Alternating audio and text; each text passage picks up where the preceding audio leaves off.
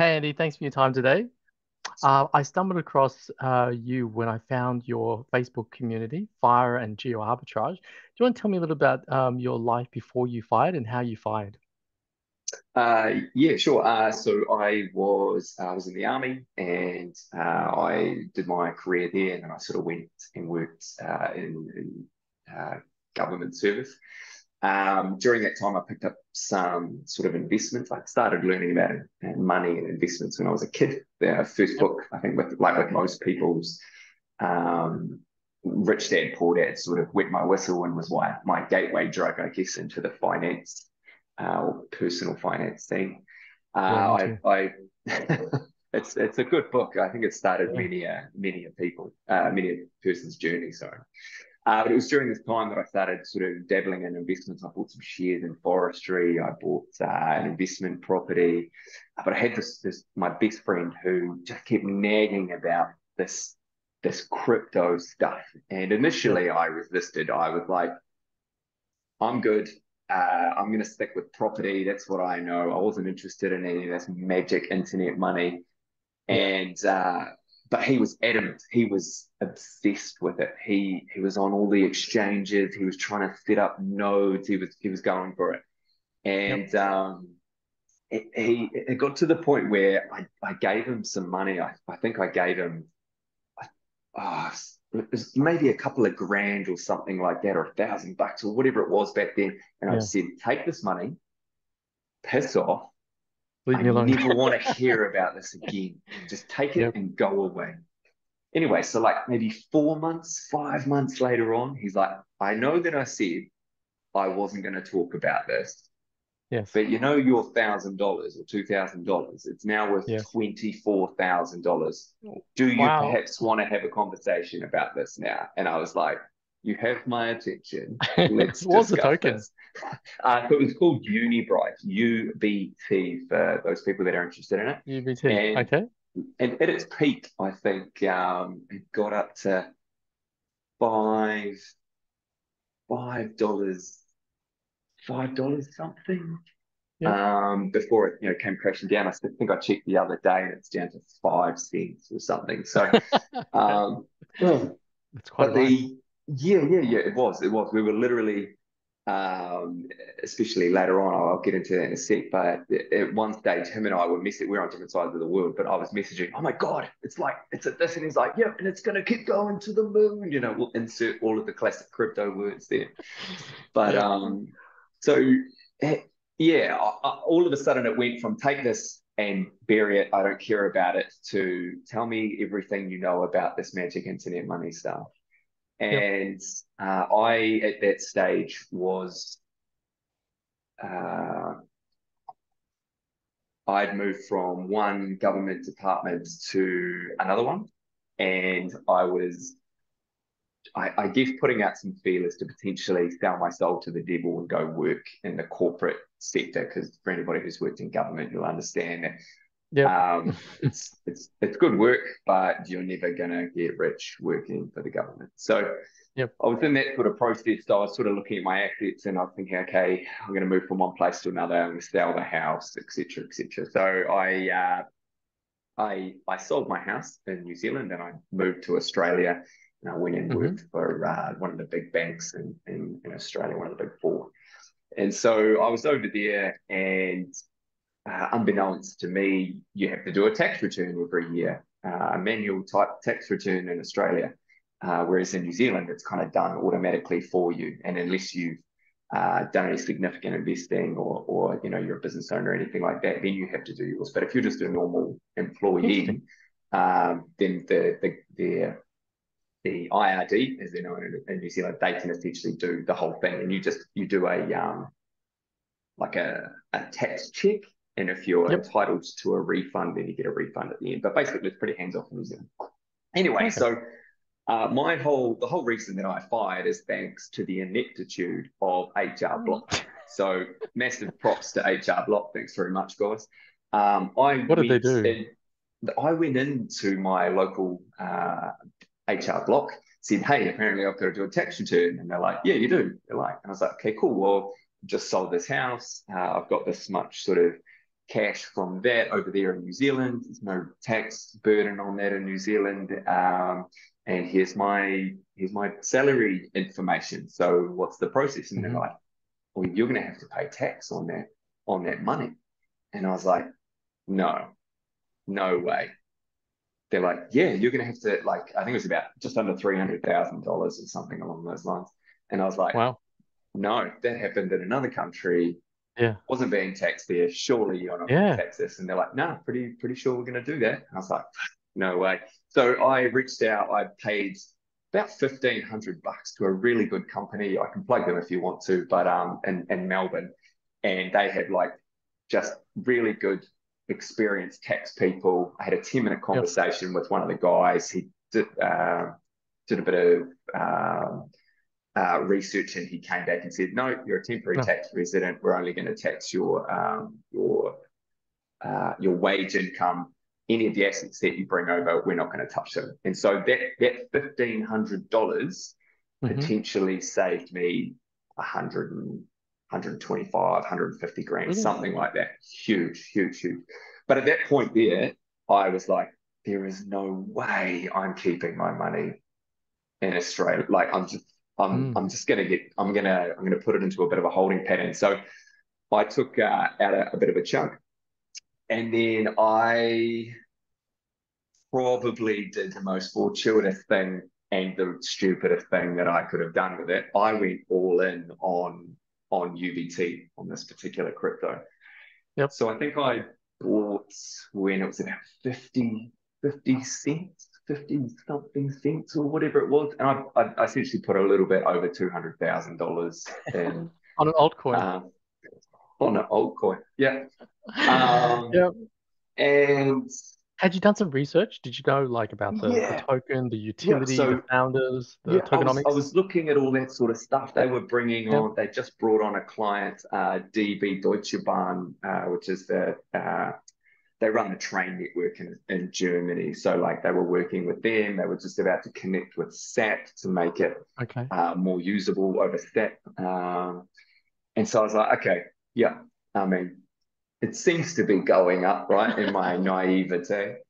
And so I'll just put it in there, leave it for a few months. I'll work out what the heck is going on. Hopefully, make some gains in there Hmm. while I'm doing it. And then, yeah, I get to Australia. I start sort of working and making relatively good money. And then the old COVID happens, Yep. I and remember. now all of a sudden I'm working from home. Hmm. And then we get, I don't know if you're in Melbourne during that time, but we had this whole Oh, period where you're in lockdown, then you're not in lockdown, but you're kind of still in lockdown, but then you're in full lockdown again, but then you're not. yeah. It's just this crazy thing. And I was fortunate enough to be working in the intelligence and security area for this particular bank. And we had some really good we had meetings with like other agencies and other, the police and stuff like that who were there. And I got word during one of these meetings that, tonight at midnight, we're going back into full blown lockdown. And I was Hmm. seeing a girl about 4 hours away. And I just rang up my boss straight after the meeting. I'm like, hey, I'm grabbing all my shit. It's going into a bag. And I'm moving down to Warrnambool. And she's like, well, what's going on? I was like, midnight tonight, we're going back into lockdown, and I'm over being stuck in my apartment. Yep. So I jumped on a train, and that's when the whole idea that, okay, this job's pretty Remote. flexible. Like I can work from anywhere. Yeah. What sort of Um, work were you doing? so I was the it's called like security awareness, but in the cyber area. So basically, if you were a client of a significant size that was Yep. banking with the bank that I worked for, if you got defrauded or hacked, if your system got compromised or whatever the case may be, then what would happen is our guys would have a look at what had occurred, and then we'd sit down, we'd have a little bit of a chat about it, and then one of us is one, two, three, four of us, I think, for the whole country. We would come out to Hmm. your site, we'd sit down with your executive team or whoever it was, and we'd be like, cool, as you know, this is what happened and this is how you were compromised, but these are the steps. Here's the things you can do within both your operating processes, but also within your culture to stop whatever the case may be, you clicking on cat Gotcha. videos or whatever the issue was. So that's kind of where I was at. But that was the light bulb moment. And that's when I was like, Hmm. okay, so I don't have to be here. And I realized as well that from moving from Melbourne down to Warrnambool, I think I Hmm. chopped my rent back then down by Yep. about half. Yep. And so I was like, damn, everything else stays the same, but I've just saved half of my biggest monthly expense. So, there's got to be Mm. something to this. Imagine if I was living even somewhere cheaper. But it was So it you was kind started of during, geo-arbitraging whilst you were yeah, in Australia. yeah, that's right. And Awesome. everybody can do that, especially if you've got a remote gig. Yeah. Um, but that sort of thing kicked in, and I started sort of spinning around, and I started following people like Andrew Henderson, Oh yeah. who, Okay. for those people who don't know yet, Mm. Nomad Capitalist. There's another guy called Michael somebody from Offshore Citizen, and just started Yep. going down that sort of rabbit hole. And I thought to myself, well, shit, if I can work online, then I mean, all the usual things, the things that people go to first, Bali would be great, wouldn't it?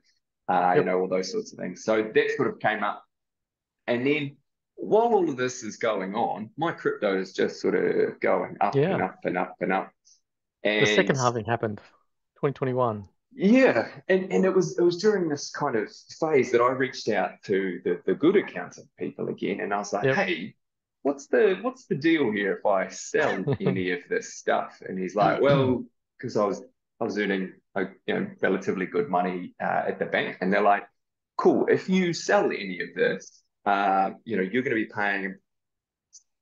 I can't remember. It was like must have been around a 40 something percent, Yeah. high 30s or early 40s% on the income. And I was like, okay, so if I just move to a place that doesn't tax me and is lower in cost, I could probably just live off the crypto money and not have to work. So then I Did they tell you started. that, or is that No, something no, you no, no, concluded? no, no. As soon as he said like 40 something percent, I was like, yeah, if I just cut my cost of living, if I just do what I've done from Melbourne to Mm. Warrnambool, but if I do it again overseas, Yes. then life gets a little bit more interesting. So that's when I started the investigation into, okay, what's the process here? Then I started learning about tax residencies and what kind of Thanks. swamp they are. It's a rabbit hole. And yeah, it's like the way I think of tax residencies, and I think a lot of people get mixed up about this. But if you've ever seen the never-ending story where the cute dog that flies lands in the swamp, sorry, Hmm. that's a lie. The horse that gets stuck in the swamp, and you've just got to say goodbye. Everybody is the horse in the swamp, and the government is essentially the swamp creature. What's the swamp, right? Okay. And people think that they are going to accidentally go overseas for a little bit too long and escape the swamp. They're not. Uh-huh. Yeah, the swamp's got a hold of you, and you have to take some extra special measures to get out of there. Yep. Um, but yeah, and that's when sort of I think Andrew Henderson posted something on Panama, and I was like, okay, what's Panama all about? I've been learning Spanish. Um, a little bit beforehand, and I'd done a lot of hiking and stuff like that in Spain, so I spoke a little bit of Spanish, but Panama came up, and then I started learning about territorial tax countries and how Yep. that worked and things. So I guess fire came to me thanks to Australia and Yep. the ineptitude of HR Block, and Yes. By Panama accident. came to me. Yes, Panama came to me because of the taxes that Australia was going to apply to my gains, Yep. and that essentially forcing me to think of alternatives, and then realizing that if I didn't have to pay tax or anywhere near as much tax on that, then I could essentially retire about 14 years earlier. I think I retired at How old were you? 35. I was 35. 35 when I retired. That's Um, amazing. yeah, but again, like one of the things that I think, and we talked about this, offline beforehand, is anybody could do this as long as you've got a Mm. skill where you can generate some cash, and or if you've got enough assets already, you've Yep. just got to be willing to do it. So not a lot of people are being up for, okay, I'll just sell everything and I'll move to a tax-free country. Yep. You know what I mean? So people say, hey, that's cool that you can do that, but everyone needs to realize everybody can do this. Yep. You just have to get out of your own way. If you're okay to just, maybe learn another language, the price to pay for everything, you know what I mean? Like learn another Mm. language, climate is going to be different. Infrastructure is different. Developing country versus first world. You've got to be Mm. willing to sacrifice some things, but in return, you don't have to work for, I mean, in my case, for another 14 years to hit retirement. Hmm. You can retire now. You've just got to put up with 80% humidity Yep. and, learning another language and those sorts of things. So You it's, mentioned two trajectories there to retire early. One was yeah. having a skill that you could work remotely. That's the Yeah. digital nomad path. Yeah. And so, if you could work remotely and earn a couple of $1,000s a month, that Yeah. basically takes care of that. Yeah. How much do you think someone would need in Aussie dollars to be able to live comfortably in a place like Panama? Yeah, so Panama's a little bit different. So I picked once I got here, I guess, and got the residency stuff squared away. Panama became the financial incentive to stay here was why I stayed here for as Yep. long as I do, and I use it as a base. If you were in Oz, and I can pull up a cheeky little calculator here, but Mhm. if I really want to be good, I really want to be good. So like only eating out a few times a week or, whatever Yep. the case may be, date with a girlfriend once a week, whatever. Around 2,500 USD Okay. is like that's a good life. Now, just some Okay. caveats for that. I flat. Now, the reason that I flat is because bureaucracy here is horrendous. So, like going and setting up your power bill account and your own phone bill account and then signing a rental agreement is something I've done in the past. Yep. And I'm just so incredibly lazy now.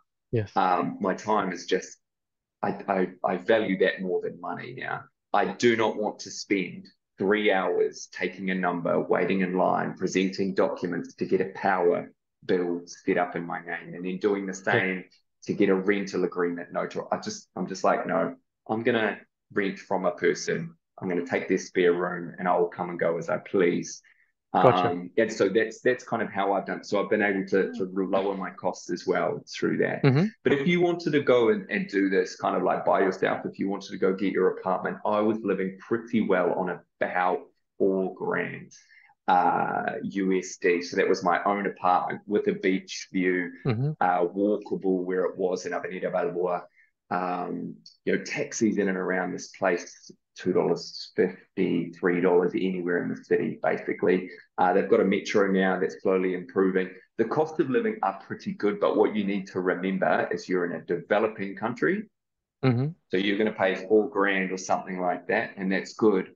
But you've got to kind of change your perspective and your Mm. expectations. Things are not going to be instant. You are not going to be able to open a bank account in 10 minutes Hmm. online. There's a lot of things that need to come with that, and you learn those when you Mm. move to a place. But that's also part of the adventure. Mm. You're not in Kansas anymore. Absolutely, yeah. So you landed in Panama because of a video that you saw from Nomadic Capitalist. Did you explore Yeah. other options and countries as well, or did you have your heart set on Panama? To be honest, I did look briefly at Malaysia. Okay. Um, but the thing that stuck with me, I think the thing that got me across the line here is probably a little bit of bias. And the reason I say that is I'd lived in Argentina for 4 months in Okay. 2017. So again, Yep. the Spanish language came into it. I like the Latin American food. I love the Yep. empanadas. I like the culture and things like that. So I think Malaysia has the same or very similar territorial tax system that Panama has. The difference for Hmm. me is that I already had a bit of a foundation in the language.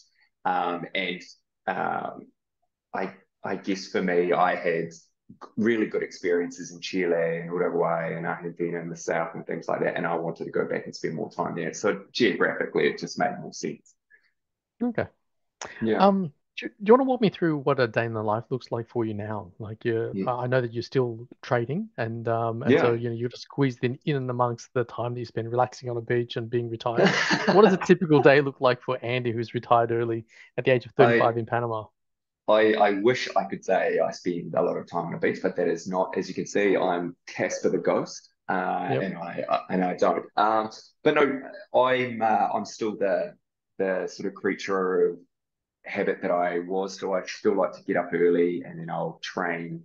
So at the moment I'm training for a marathon in Italy in November. So running and just making sure that I stay nice and healthy.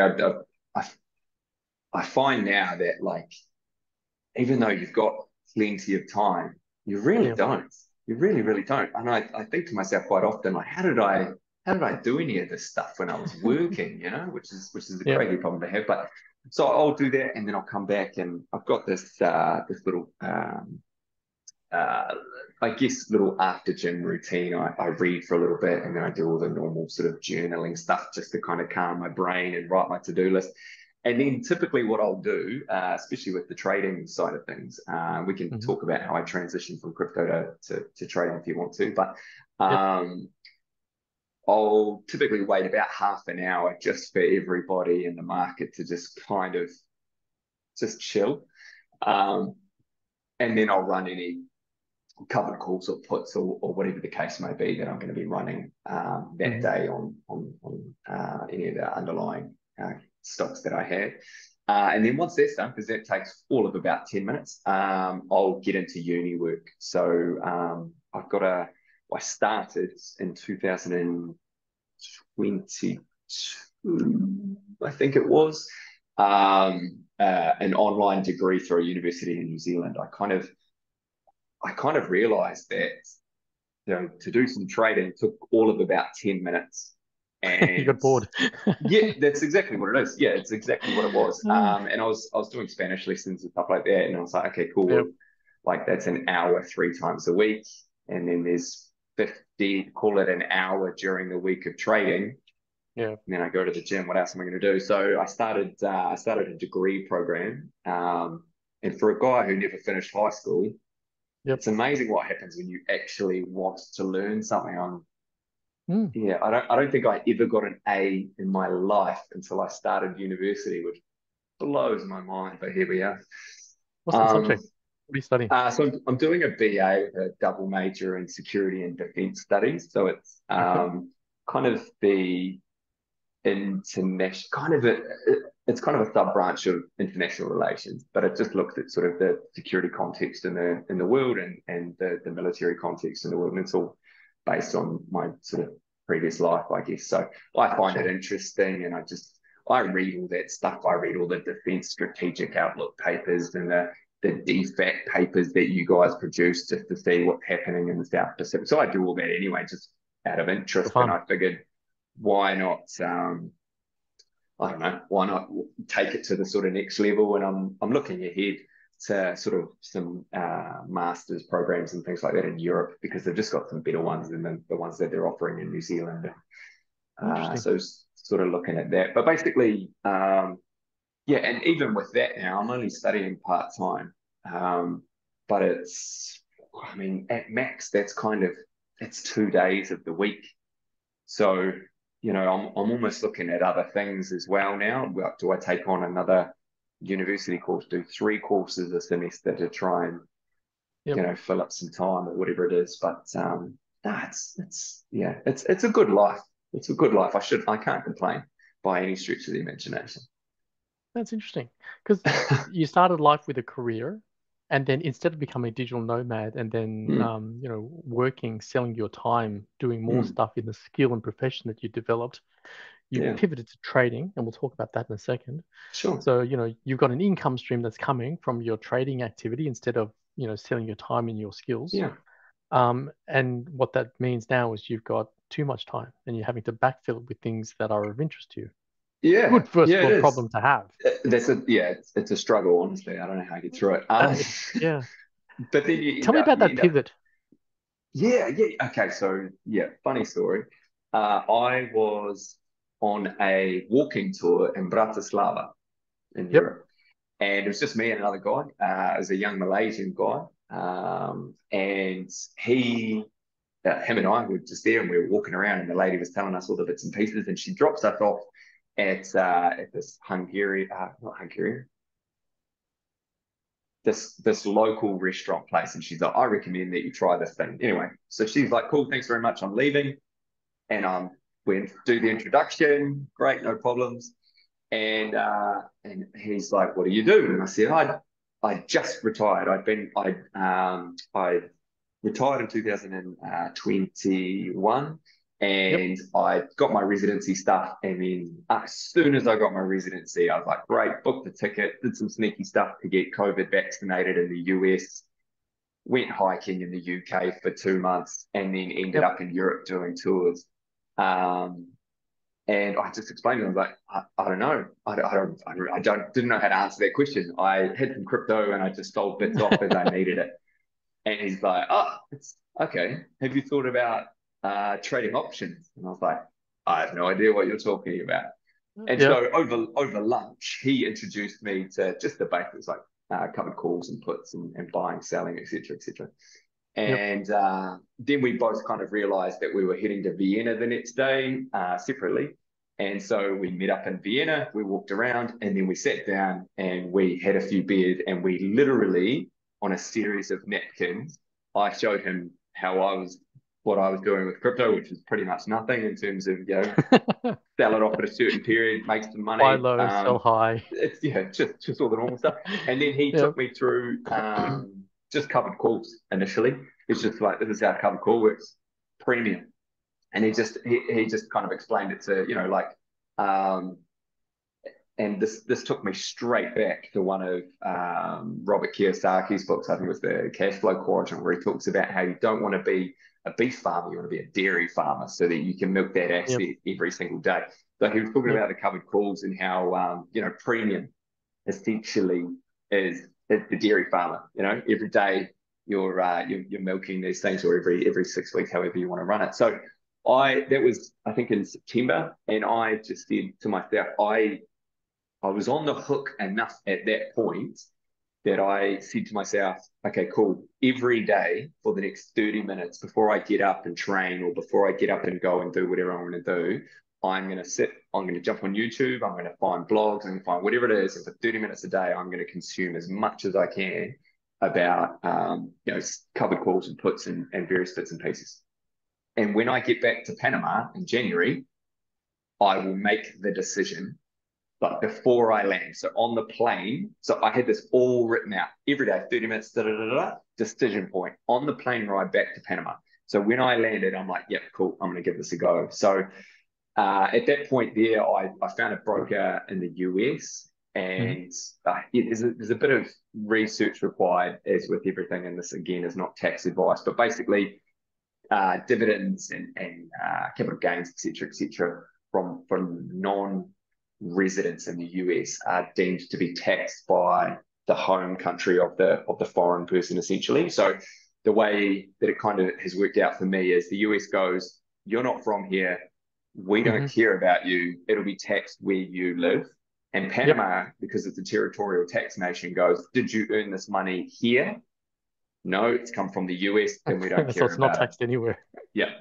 So that's Good. that's again not tax advice, but and especially for Australia, because Australia is becoming, I don't want to say militant, but Australia is Mm. becoming hyper Yeah. aggressive in their tax policies now. But anyway, Yep. so I landed there and I was like, okay, I'm gonna dip my toes in this. I think I know enough to be stupid. And so I think I liquidated like maybe 50 grand or something like that, Mhm. US. I put it into my brokerage account, and I bought a bunch of stuff, just not making smart plays. But I think I returned about $1,800 from that. So I was like, man, okay, that's like a 3.6% return in a month on 50 grand.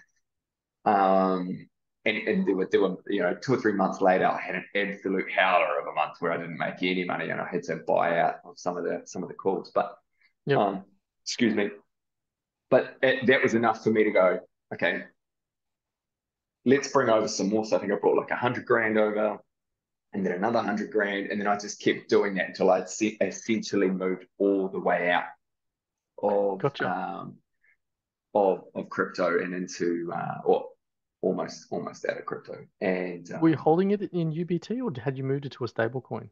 no, I had it in UVT, so it had gone all the way up, and it was starting to come down, and I was kind of just almost dollar cost averaging it at that point and just pulling it out.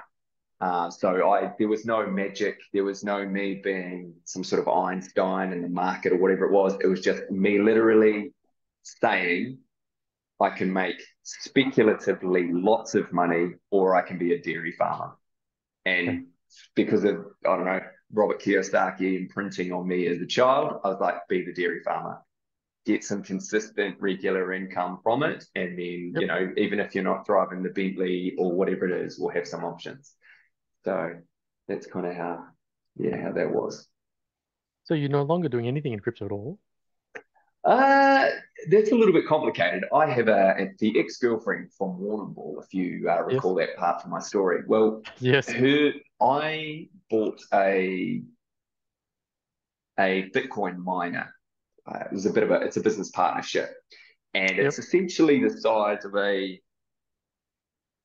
decent sized lunchbox or a toolbox, essentially. And you just plug that bad boy into the wall, and the Yep. business partner has it. He monitors it. He's the network engineer guy. And essentially, there's an agreement that has been set up where electricity costs are afforded to me, I guess. Yep. But I bought that for her father. So they've got that plugged in their farm, and it Yep. just sits there Keeps and pace. just does its little thing, and it's all just goes into my wallet. So even though she's my ex-girlfriend now, I still hold that, and Yep. she understands. Like I guess I hope she watches the Bitcoin price, but she understands that whenever she wants to, she can call me up and say, "Yep, sell it," and then I'll just transfer all of that money to her. But essentially, that's there for them. It's not there for me. So I have Gotcha. interest in Bitcoin, but I Yep. myself don't own any of it anymore. Gotcha. Awesome. So you've Yeah, settled into Panama now, and the last time we chatted, kind it of. sounded like you're looking to Yeah, explore elsewhere. Where are you going to yeah. next? So now it's just important to sort of to point out here that I am based here, but I regularly go walkabout essentially. But I Yep. think 9 months at a time in some regards. The first year I think I travelled for 9 months. The second year I was a bit jaded and only travelled for That's about five. that's Last awesome. year I yeah, last year I travelled for 9 months and I got to, but by about the sixth month I was like, shit, I'm ready to go home. Like I And need this to is stop all moving for a little while. by yourself or with a partner? No, that's all by myself. Okay. So yeah, new partner now. So we've done a bit of traveling together. But the Hmm. cool thing about being here, specifically in Panama, is that you like I'm 2 flights from New Zealand, 2 long flights. Don't get me wrong, but there's still Mm. 2 flights.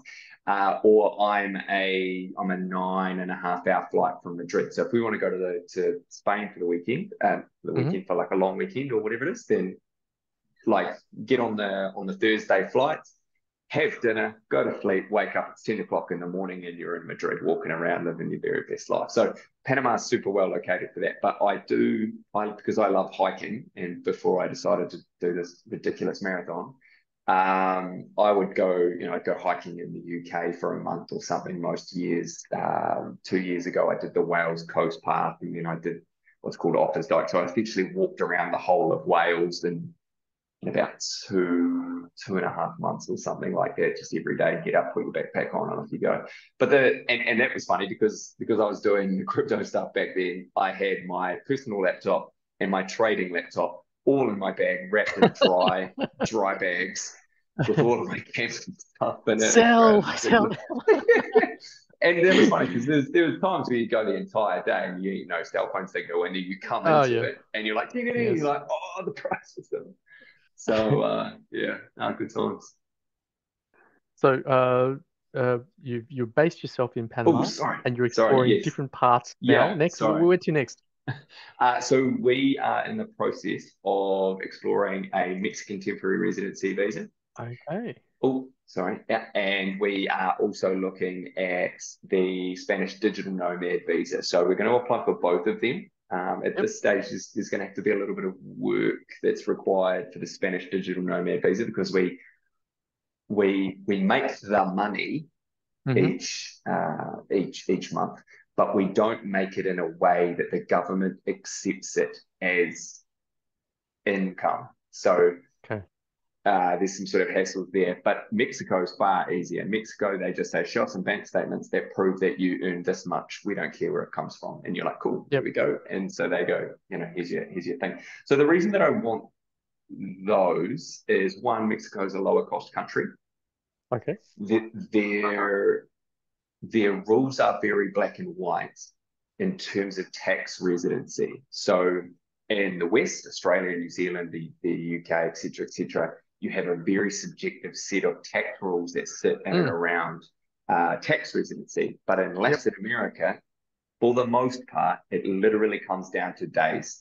Have you been here longer than 183 days? No, you haven't been, Gotcha. then we don't You're not a care. resident. Absolutely. So what that then enables us to do is we could go, for example, while we're waiting a year or so to get this visa in Spain, we could go to places like Turkey, we could go to Mexico, we can come back here to Panama, we can go down to Argentina, we can go down to New Zealand. We can do all of these things, but by having that flexibility to move around, we can control our level of expenditure while still living amazing lives. So I'll Mm-hmm. just switch this light on. So our sun's going down here quite quickly. Woo! So what that means is, for example, and I did a bit of a write up, but you can go to places like Istanbul and drop your costs by 60, 70% and hang out there for 2 or 3 months, eat out 2 or 3 times a day like I did, go to bars, go to concerts, Yeah. do whatever, and struggle to spend more than $2,000 in a month and living an incredibly good life. So That's US? um, That's that's US a month. USD. That's USD. But Okay. again, you it's just phenomenal. I think I was working out, going out for like I was documenting like a cappuccino. There's $1.10 Australian. Um, yeah, all of these sorts of things. I was getting private boxing lessons 3 to 4 times a week. Yep. I was taking the ferry. I was going out to restaurants, all this, and I think I spent like $1,800, and that included $1,000 for a 2 bedroom apartment just for me. Okay. So if I Pretty just good. moved and shared a flat with somebody, I would have been at around $1,000. So the reason that we sort of do that and we want to keep doing that is because eventually I want to be able to buy kind of like what we were talking about beforehand. I want to buy a little house in Italy or a little place out in the country in Spain and stuff like that. But the way that I kind of see this is because we can pull the levers and we can control where we become tax residents, where we don't, where we spend our money and where we don't. We could, Mm-hmm. if we wanted to save a lot of money, we're able to then go, right, we'll do 3 months in Istanbul, and then we'll do 3 months in Mexico. We'll do 3 months in Argentina and Buenos Yep. Aires, and we can see friends in those places. We'll save a buttload of money Yep. towards a deposit for this house or whatever the case may be. Um, and that's one of the beauties of being I able to love that. use geo arbitrage is Mm. in in Sydney. Like, okay, if you move a suburb over or 2 suburbs over, yeah, cool. You might save $100 a month or something like that in rent or whatever the Yeah. case may be, but you're still going to be paying the $48.20 for a cappuccino down at Starbucks if you're anything like Yep. New Zealand. Um, but if you go, if it cost us $900 to move from Panama City to Istanbul, but I can save $2,500 a month there, and I'm going to Mm-hmm. stay there for 3 months, live like a king, have a fantastic outlook, and save stacks. Like, yeah, you're I just love more in that. control of your cost. I call it the having your cake and eat it too strategy, where you're Yeah. basically living a holiday lifestyle, like 3 months at a time in a different part of the Mm. world. Yeah. and it's getting paid for it effectively because it's Yeah. the cost of living is cheaper and the tax situation Mm. is much better. You also don't have the same struggles that a lot of tourists have. And what I mean by that is, so like is if you live in Australia, if you live in New Zealand, you understand that it just takes so long to get up to the northern hemisphere.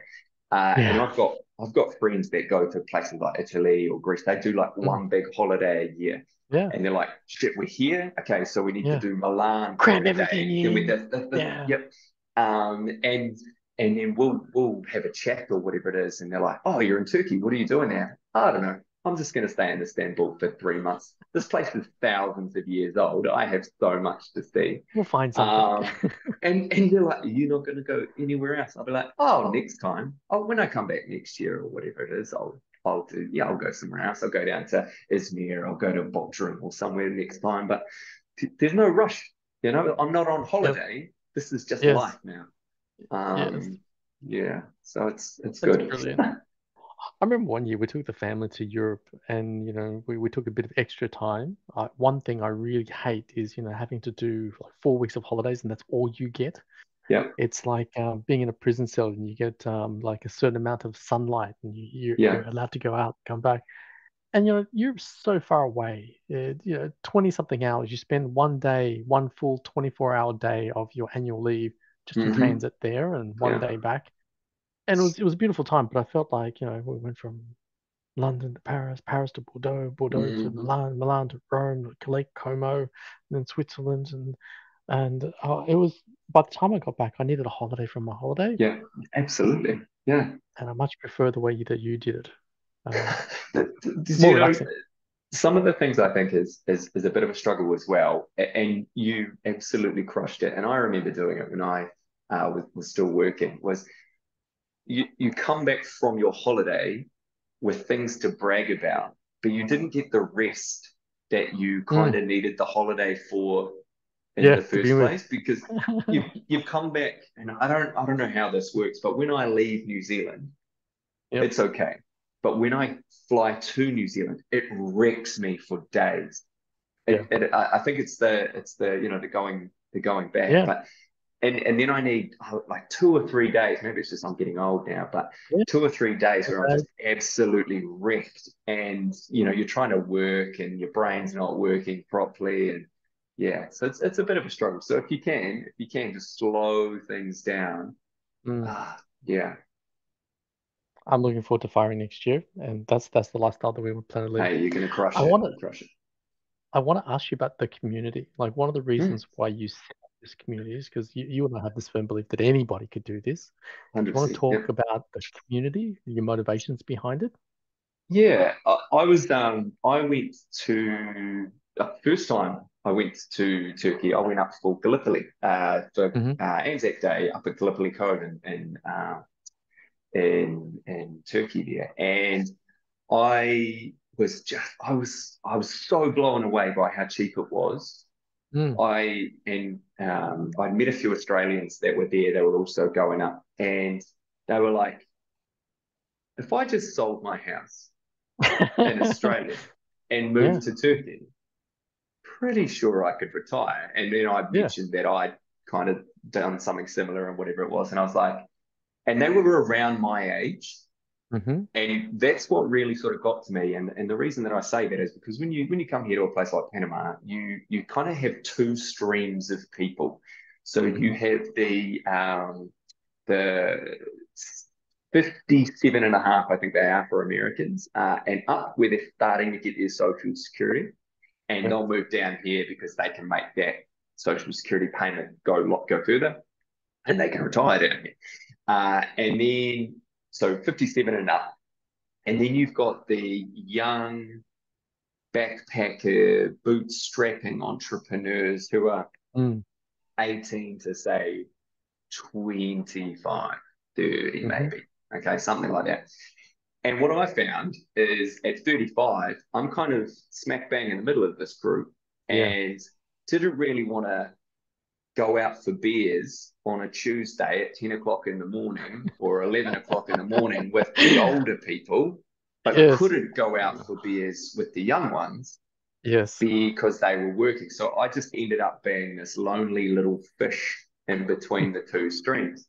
So what I was Yep. thinking was by sort of creating this community, not only could I guess, learn from other people and maybe other people could learn from me, but what we could do is sort of connect up with each other so that Yep. if I was going to be in Lisbon, well, wherever I am, if there were other people about, we could meet up. And you get the lay of the land because you yourself would know if you traveled around, the locals know where all the good stuff is. They know Yeah, where the good they do. food is, where all the, where's the best tacos, bro? Where are we going? This is where we got to go. We got to go see this guy. And that's the gold. Not only do you save stacks of money, but you get the best food, you get the best Mm. experiences, you cut the lines, you're not doing any of the tourist stuff, and you get to meet people, and this is probably the biggest thing, who thought outside of the box as well. Hmm. And that's one thing that I think from the geo arbitrage community that we've set up. Got about 2,700 people now, Nice. and the ones that are doing it, really pushing it, Hmm. they think so similarly in terms of um, you know there's no real obstacles besides yourself in that Mm. sort of way. So gone are the days even where you needed 25 times your annual expenses to be Yep. able to retire now. If you can just you know bring in your expenses each month consistently, then you don't Yep. necessarily need to have $1.5 million sitting in a bank account somewhere just spitting off this cash. If you can invest in whether they're sort of e-assets online, if you own some websites that are generating cash, Hmm. options trading, whatever the case may be. If you've got a reliable source of income that once you allow for your taxes, your various expenses and things like that, and preferably be online, Hmm. then all of a sudden the equation changes and it says, well, do I need to sit there and stockpile 25x Hmm. or can I essentially rely on this income? And if you can do that, then you're done. And Now you tell me. Now you tell yeah, me. yeah, yeah. And I think that's super empowering because Oh, totally. it changes the scope. You've got $1 million sitting in the bank account or 1.5 million, or somebody I saw on the Aussie Fire thing a few weeks ago. Like, I've got $5 million in the bank, but I think we're going to wait another couple of years. And I was like, you're just They got burning enough. your life trying. Yes. But everybody's different. But one thing that really stuck to me, and I wrote a little piece up about it. I was in Hawaii earlier this year, and we are doing the movie tour track type thing. You're on the back of these big four-wheel drive things, and they're taking you around. This is where we filmed Jurassic Park. This is where we did these things. Now we're going to take you up to the lookout with the most beautiful view on the island. So we Hmm. go up there, then you got to hike up this little set of steps for 5 minutes. And there was all of these old American people who Yep. could not climb 5 Yeah. minutes worth of stairs and could not even get down They left it too the late. yeah, they couldn't, right? And I was looking at this guy when I came back because they hadn't moved. I'd come back, and he had a Rolex. I, it's a Daytona, but it's called the Panda. And back then, like, I don't know, it was probably $50,000. I was like, you've got Wow. enough money to sit there and buy your fancy watch, but you don't have enough health to walk up 5 minutes worth of stairs. I know which one of these things I would rather have. Yeah. And so that's it's just really cemented in my brain. You've got one life, Yep. and if you've got enough money sitting there that you can still save a good portion, put it aside for a rainy day, and keep accruing, like I kind of do, um, then you're far better off, in my opinion, actually going out and living life rather than being stuck in a cubicle hoping to hit $6 million. So your friends can be impressed by the new car you buy or whatever it is. I don't know. But Yep. That's outside of the pure box. wisdom there. Pure wisdom. The older I get, the more I realize that true wealth is measured in health and time, not Hmm. money, Yeah, because health is yeah, finite and time is finite, but money, you absolutely. can always make more money. Yeah. I I, think I the happen true to just flex now, sorry, I think the true go flex ahead. now is just being able to be available. Like Yep. that, oh, this thing here starts at 9 a.m. on a Tuesday morning. Sure. Cool. Yep, I can be there. Yeah, No cool. worries. Yeah, I don't care. Doesn't Yeah. matter. I think that's the true flex now. It's not the watches or the chains or the Uh, G7 aircraft that you're flying or whatever it is now. It's just the ability to do what you want whenever you yeah. want, however you want. Yeah. We had a savvy meetup in Melbourne probably about a month or two ago, and I caught up with some guys who had fired already, and No. just let them know that I was there for the week, and it was like, oh yeah, sure, just let us know when you're free. Like they could fit Yeah. me in and around their day. Yeah. It was wonderful. It gave me a sneak peek into what life is going to look like, and that's Yeah. amazing. And it's got to motivate you as well, right? Like, Oh, totally, especially for totally. those people who live that. If you ever saw that movie, I think it was back in the late 90s, early 2000s, is Office. Off. Oh yeah, The Office. Office No, it's not The Space. Office. Office Space. Oh my God, Office great Space. movie. I It love that movie. perfectly encapsulates how TPS office life reports. can be. Yeah, Yeah, it's right. TPS reports. My life is Fantastic. TPS Did reports. Did you get that, man? Yeah. Yeah, I am looking forward to that. Um, are there any final comments that you'd like to say to someone listening to this that's thinking about what life would look Hmm. like? Do you arbitrage, moving to another country? Yeah, I would say you're going on holiday. I hope you're going on holiday every year. Mm, Why not use this time and go and do a recce somewhere where you could yeah, see yourself moving to in a few years? And while you're there, just take note of how much stuff costs. How yeah, much does it cost to rent that Airbnb for a month or two, yep, or whatever the case may be? What does it cost to go out for dinner? What does it cost to buy a new phone? All of those little on the ground expenses, and then work out if if you're using the old 25x rule, if it's costing you $2.5 million to retire in Sydney, but you can live a comparable life in Bangkok for, and you only need 500,000 or $600,000, mm, is your time and your health and your life worth more? And could you live a better life, working less, moving somewhere else, and taking advantage of that arbitrage? That's probably what I would say. Use those trips for recce's and just open your mind to the fact that if you just look at options outside of where you traditionally live, you will be mm. amazed um, by how quickly you can retire if you just get out of your own way. That's amazing advice, mate. Thank you for your time Thanks. today. It's been truly inspiring. I've been really impressed that you managed to fire at 35. I've been loving the community, and I'm looking to, Cool. post stuff once I fired. Yeah, and make sure you absolutely get it on and get it up there in that community, because there's a squillion people in there who are in there and they want to learn from people who are fired already. They want to know how they did it. How did you find a place to live? How Mm. did you, sell? Did you sell all your stuff? All of those sorts of things. But if I can I just do a cheeky wee plug? I've just Yeah, go ahead. started a thanks. I've just started a little Substack to start writing some of this stuff down. And the Substack is called 60 Seconds to Fire. And the idea Okay. behind it is that I write down, I review finance books, personal development books, things that can help you speed up retirement. I do all the reading and then I spit out the top two or three tips. So you can essentially read those and then decide if you even want to read the book itself. But you can Hmm. take those tips, immediately apply them to your life, and use them to speed up your retirement. But I'm also writing in things there. I think the last couple of articles I've written up were things on your personal burn rate. So working out how much money you Hmm. burn every single day. Yep. So then you can identify some opportunities to, how much money do you need to make every day? What kind of jobs could you do to make that sort of money? Those sorts of things. So we're doing some really cool stuff there. I'm about to write up my top three picks for geo-arbitrage locations that I've come across in the last sort of Awesome. year or so. Turkey might be in there, just Yep. as a little teaser. But yeah, so 60 seconds to fire on Substack, and you'll get me there. So sign up there. That'd be awesome. And then check out the Geo Arbitrage Fire group on Facebook.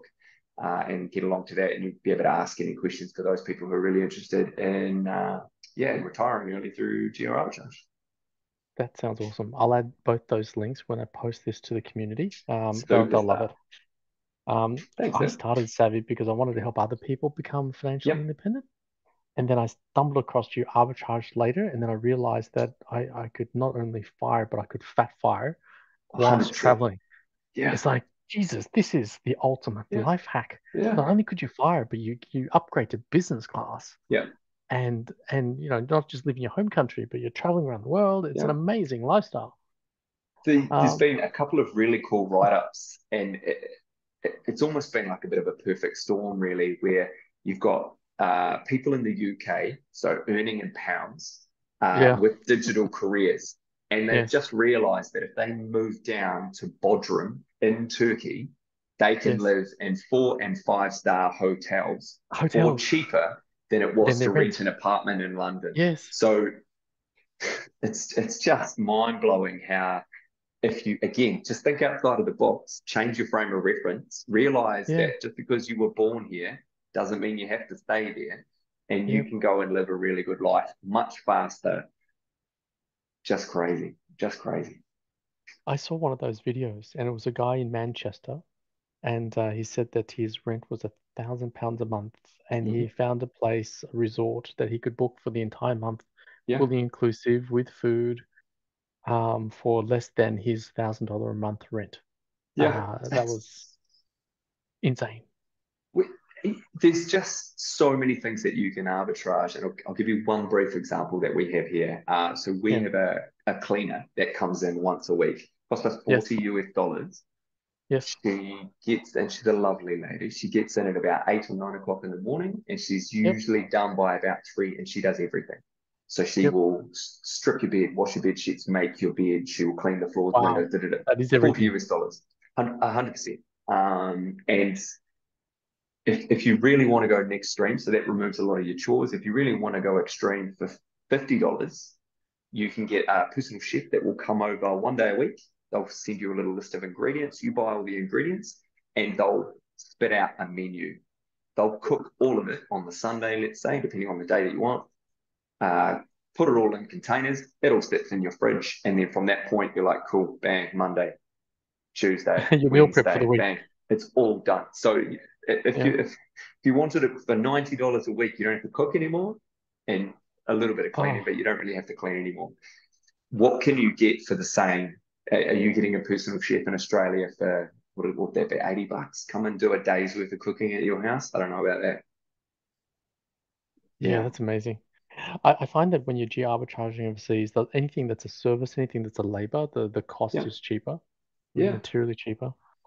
Thank you very much for your Fantastic. time, mate. I will Thanks let you so go. much It for was having a me. pleasure talking to you. Cheers, dude. Hey, thank you so much. Let's do it again. Cheers, buddy. Bye. Thanks, man. Bye.